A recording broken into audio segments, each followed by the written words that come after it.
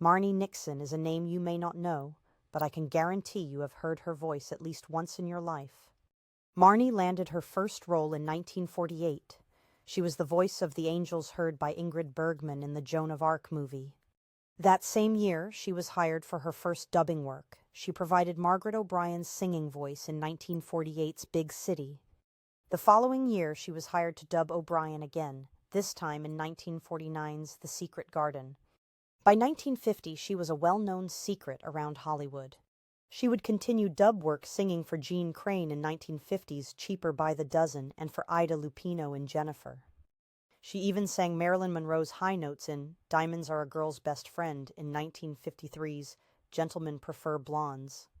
Eventually, she got tired of just being the voice and decided to venture out on her own. She took a role on Broadway in 1953 in the play The Girl in Pink Tights. After 3 years away, she ended up back in Hollywood in 1956. She worked closely with Deborah Kerr to provide the singing voice for the film version of The King and I. This was her first major credit, as Deborah Kerr broke from the norm to introduce her to the world as her singing voice. The following year, she would work with her again on An Affair to Remember. She would continue to work over the next few years behind the scenes. She would sing for Sophia Loren in Boy on a Dolphin and dub Janet Leigh's voice in Pepe. It would be her work in 1961's West Side Story that would change her life.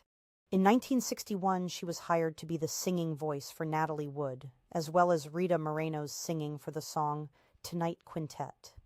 While working on West Side Story, she asked the film's producers for direct royalties from her work on the film. They told her no. Leonard Bernstein stepped up to contractually give her 1/4% of his personal royalties. This turn of events forced her to take them to court. She had gone her whole career with no credit. She knew she deserved these royalties. She would win her case and would receive royalties from sales of the soundtrack album. She also used this as her opportunity to speak out for the rights of ghost singers. By 1962, she was back to work as a ghost singer, working with Natalie Wood to perform her high notes for the film version of Gypsy. Shortly after, she would go straight to work with Audrey Hepburn on My Fair Lady, once again receiving no official credits. By the 1960s, her name was well known, but her face still was not. Time magazine would even write about her, calling her the ghostess with the mostest. Over the next few years, she would make appearances singing on random shows, but it would be in 1965 when she would finally get her first on-screen appearance as Sister Sophia in the film The Sound of Music.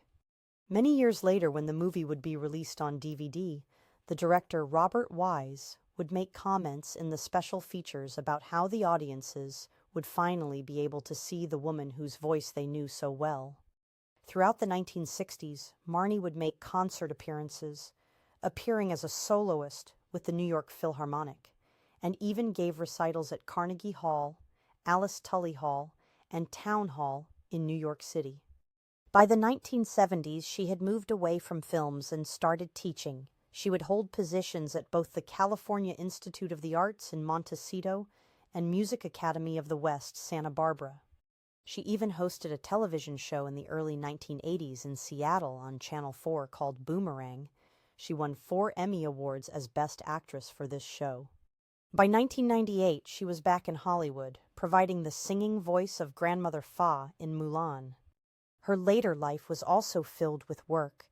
She seemed to never stop moving. She enjoyed performing opera and being on Broadway, which she would do until 2009. She would sadly pass away in 2016 at the age of 86 from breast cancer.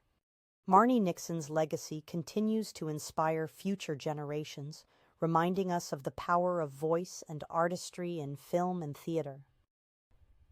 Her remarkable journey remains a testament to the often unseen talents that significantly shape the world of entertainment.